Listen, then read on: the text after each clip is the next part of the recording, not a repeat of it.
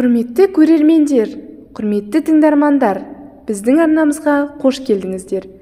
Бүгін сіздерге белгілі жоғары санат дәрігері, академик, профессор, құрмет орденінің иегері, шипалы емдеу орталығының бас дәрігері, қазақ емшілігі көп томдығының авторы Қайрат Айдарханұлының қазақ емшілігі атты кітабынан қазақ емшілігі рецепттерін ұсынамыз.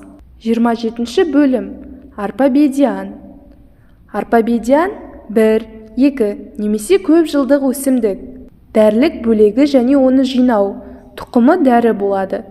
Қазан айының ортасында піскен соң орып, кептіріп, тұқымын қағып тазалап сақтайды. Қасиеті ащы дәмді, жылы райлы, усыз, желді тежеп ауруды басады, тәбетті ашып, суықты таратады.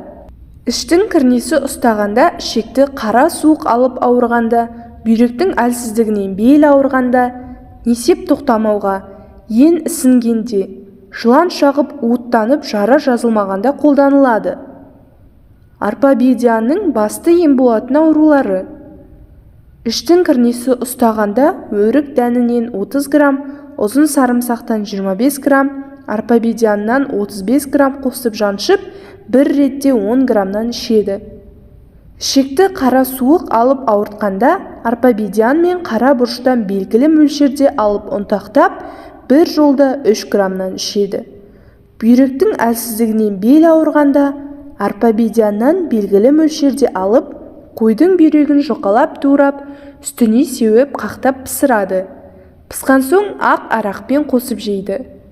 Шыжынға арпабедиан 6 грамм, тәует сіркесі 15 грамның қойдың қуығына салып, қақтап кептіріп, талқандап, бір ретте 3 грамнан күніне 2 рет ішеді.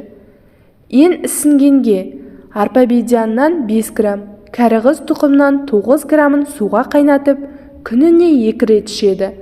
Жылан шағып, уыттанып, жара жазылмағанда, арпабедианнан белгілі мөлшерде алып талқандап, жараға тартады. Әзірлену мөлшері 3-9 грамм. Сыртқы жараға лайықты мөлшерде әзірленеді. Осы видео ұнаған болса, арнамызға тіркеліп, лайк басып кетуді ұмытпаңыз.